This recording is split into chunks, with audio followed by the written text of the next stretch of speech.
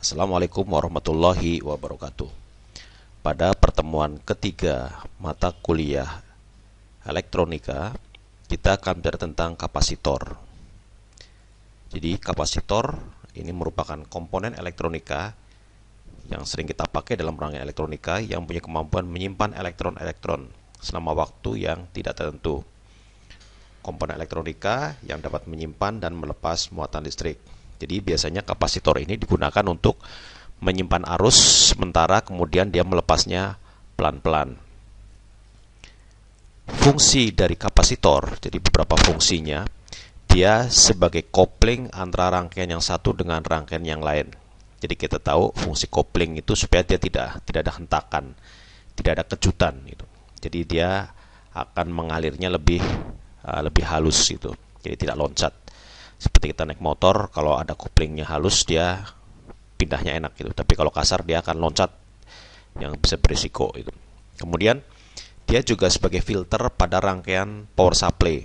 Jadi biasanya kita menggunakan rangkaian power supply, kita menggunakan listrik di rumah, arus AC gitu, kita rubah misalkan dari 20 volt kita turunkan jadi 12 volt DC. Nah, biasanya kita menggunakan rangkaian penyearah. Nah, penyearah itu seringkali dia masih ada gelombang.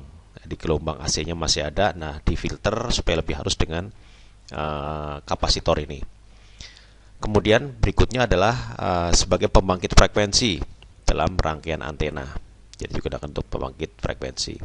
Kemudian untuk menghemat daya listrik pada lampu neon. Beberapa lampu neon menggunakan kapasitor untuk menghemat daya. Kemudian juga menghilangkan bouncing atau loncatan api bila dipasang pada saklar, jadi tidak meletup gitu. Jadi yang tadi supaya smooth, supaya halus seperti kopling gitu. Jadi supaya tidak ada loncatan api pada saklar. Nah, kapasitasi dan satuan. Jadi kondensator atau kapasitasi didefinisikan sebagai kemampuan suatu kapasitor dapat menampung muatan elektron. Jadi arus listrik, muatan elektron ditampung, kemudian dia akan dilepaskannya secara perlahan. Nah, dia di sini dikatakan kolom ya, satu kolom sama dengan 1 kolom sama dengan 6,25 kali 10 pangkat 8 elektron. Jadi dalam satu kolom dia terdiri atas 6,25 kali 10 pangkat 8 elektron. Kemudian Michael Faraday membuat sebuah postulat bahwa kapasitor akan memiliki kapasitasi sebesar 1 Faraday, ya 1 Faraday jika dengan tegangan 1 volt dapat memuat muatan elektron sebanyak 1 kolom. Jadi 1 volt memuat 1 kolom, dia sebagai 1 Faraday. Nanti selanjutnya satuan dari kapasitor ini adalah farad atau Faraday ya. Nah, biasanya orang menyebut sebagai farad itu atau Faraday. Nah, bagaimana cara kerjanya? Nah, secara garis besar kapasitor terdiri atas 2 buah keping ya. Jadi 2 buah keping konduktor yang saling sejajar dan dipisahkan oleh bahan dielektrik. Misalkan isolator atau juga ruang hampa ya, dipisahkan. Antara 2 keping itu dihubungkan dengan beda potensial. Jadi ada beda potensial atau kita gambarkan sigma V itu, dan menimbulkan muatan listrik sama besar dengan masing-masing keping tapi berlawanan tanda.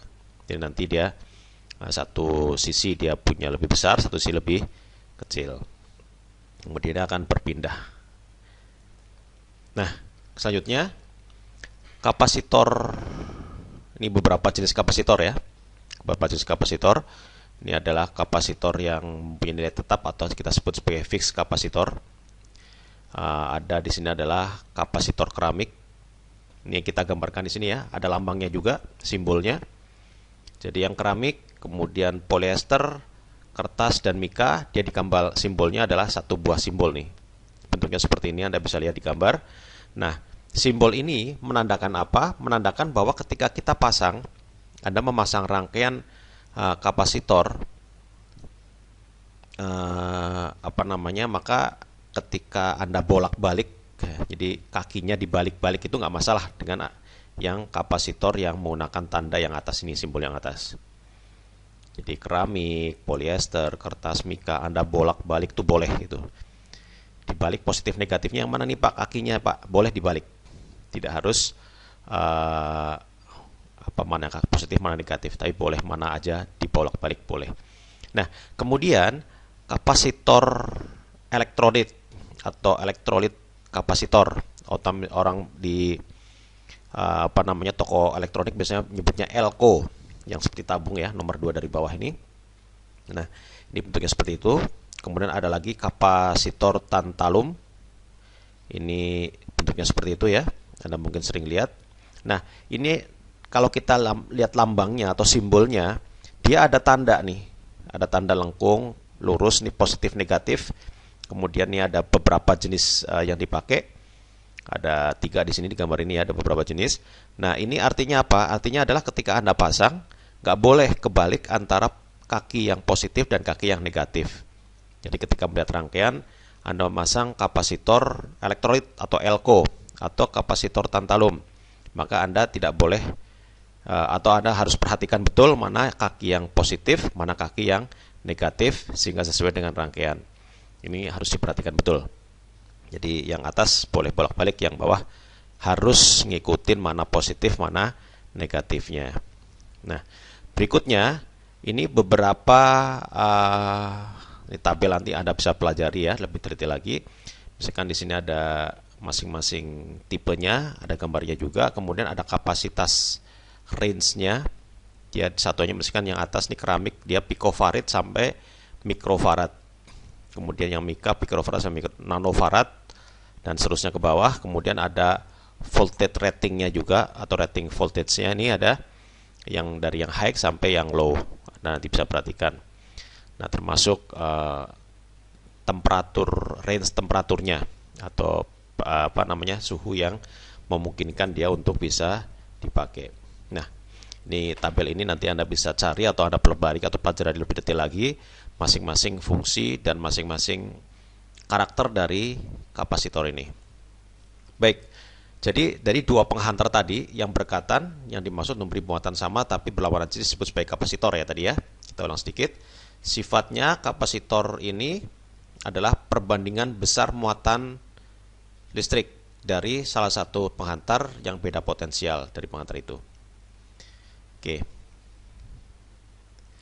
Nah, tentang rangkaian kapasitor, baik yang yang dia fix tadi ya, tadi.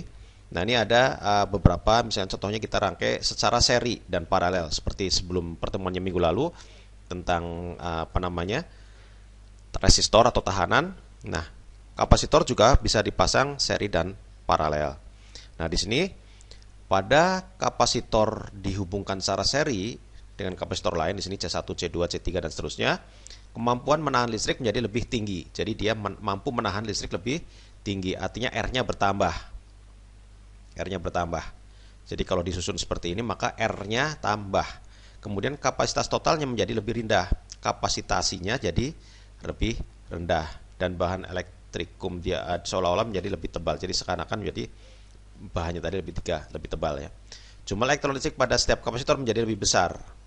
Jika perbandingan potensial tiap-tiap kapasitor sama dengan benar, maka rangkaian seperti ini. Jadi C1, C2, C3 pada rangkaian seri ini adalah 1 per C total sama dengan 1 per C1, 1 per C2 plus 1 per C3 dan seterusnya.